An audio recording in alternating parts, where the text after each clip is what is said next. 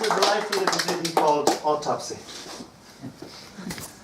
You made the opening incision with almost clinical precision. Took the heart out, found it wanting. Took the top off the head, removed the mind. What exactly was it you expected to find?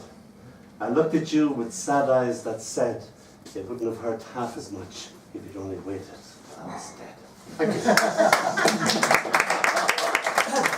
This is called Preserve. Tongues stained with blackberries, we collect kisses, falling into ditches, being stung by nettles. Your dress snags on a briar, and you cry out in mock horror. I cut my way through the tangle of thorns as if I were your prince. Charming me, you undo your buttons as you step out of your dress, as if you were stepping out of yourself. Your dress hangs like a chrysalis. You let down your golden hair and we make love then and there. A tractor and some cows go by. We laugh and try to hide.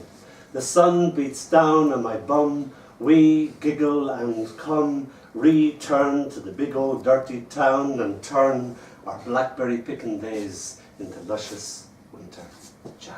Thank you.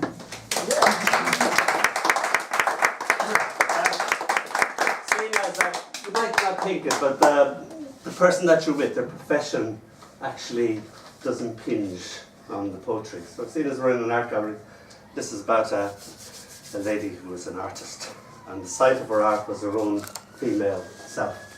This is called When They Met You, They Broke the Mold. Going to be arrested, I sit and gaze, amazed, as you create a rubber mold of your vulva. You ask me what I think, I blink and grin. It's something else, but what's it for? It's for you, because I love all the things that you do to it.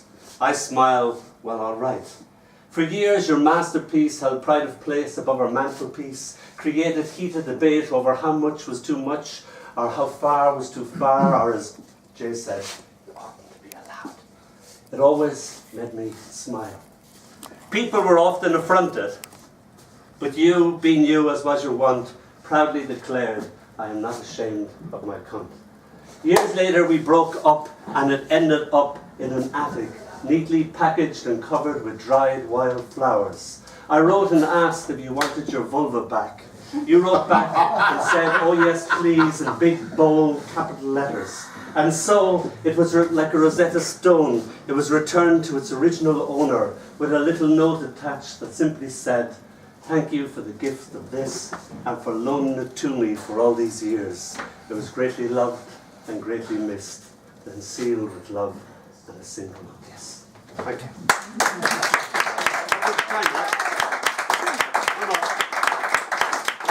Right, there is a little Italian restaurant as you go down to the Poetry Cafe, and occasionally I used to sit in there when I arrived from school about 2 hours early, and I'd have a friendly calzone or something like that. But every time I went to this restaurant, I was single at the time. I was paralysed.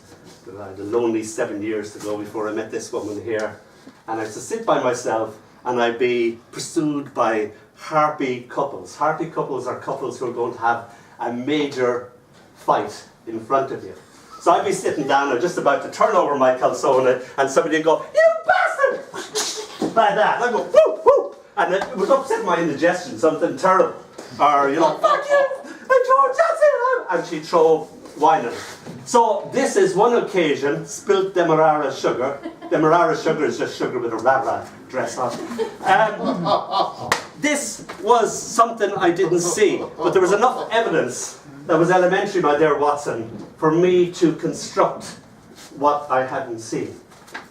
And one of the principals actually made a guest appearance for 3 seconds. So this is something that I didn't see, but here it is. It's called Spilt Demerara Sugar. Cigarette smoke still clings to the air, as if sketching the woman who is no longer there.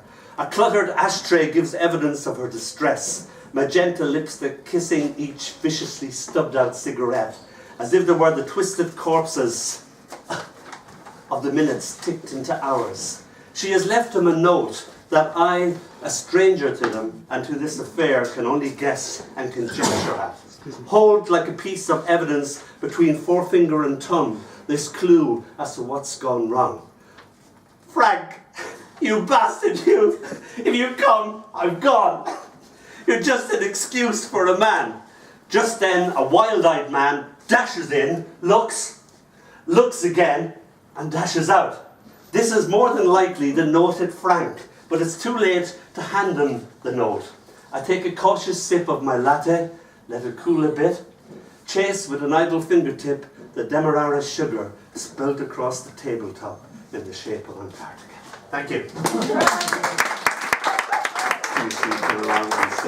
Grover, I don't know what I would have done if Grover said, "Hey buddy baby, let's learn the alphabet."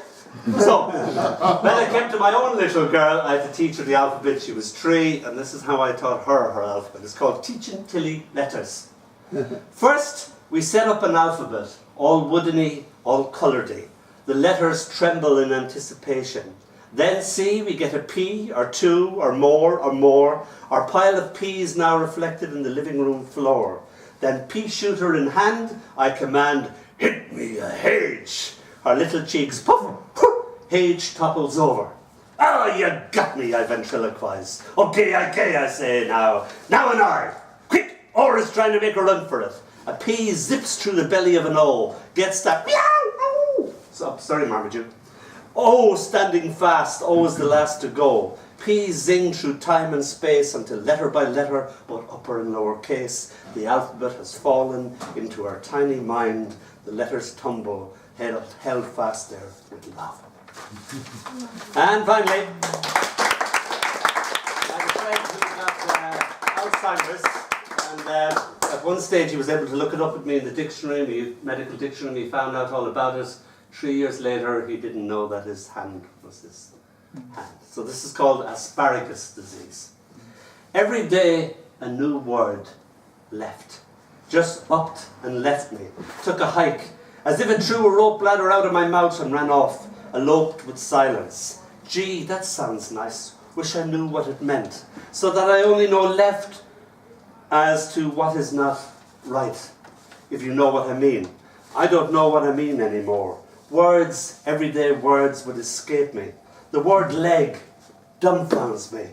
And those things on the end of your, whatchamacallit? Hands. Yeah, fingers. Yes, how did you know that? I remember phrases, words and their flavours, but it's as if I've spilt them and they've all jumbled up to shit without a canoe, so to speak. Sometimes it's just a rhythm, like bird tracks in the snow. Something, something, something, something or other. Silence is unbeholden. No, I don't know what it means either as. Sounds obscene. I've lost more words than I could ever forget. They lie there dead like soldiers on the battlefield. Now I no longer know why, or artichoke, or patella. This asparagus disease is killing me. Words are leaving me and I want to cry, but I've forgotten cry. The nut of laughter? I've forgotten. I see the sound but remember nothing. Someone who used to be me was always laughing, talking, I'm going to live till I die. He was a scream. Now I just wish death, whatever that is, would hurry up and just get on with it. I imagine heaven is a place full of words, and I know them all, and they all know me. Thank you.